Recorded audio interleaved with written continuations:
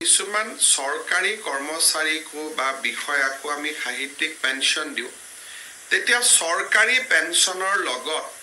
তেওঁ সাহিত্যিক পেনশনো পায় অৰ্থাৎ দুটা পেনশন পায় আৰু এই দুটা পেনশন পোৱা ব্যৱস্থাটো বিধিসন্মত নহয় বুলি আমাৰ বিভিন্ন অডিট অবজেকশন হৈ আছিল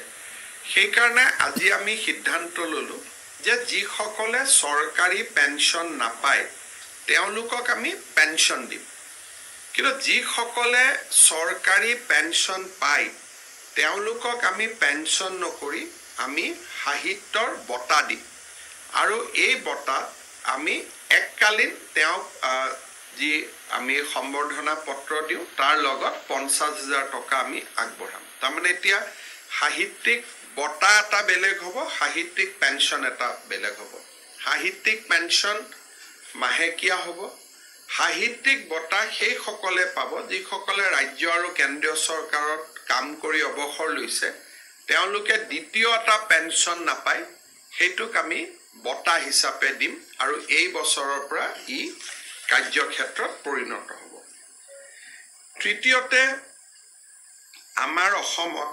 বহু সংস্কৃত টোল বা বিভিন্ন ধৰণৰ পালি টোলছ আছে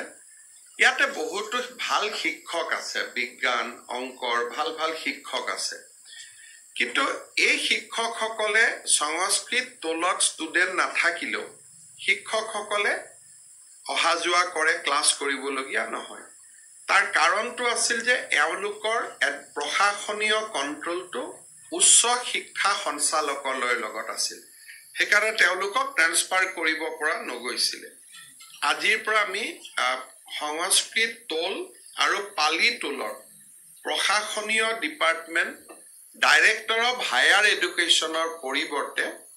আমি ডাইৰেক্টৰেট অফ সেকেন্ডাৰী এডুকেশ্যনলৈকে আমি বদলি কৰিলো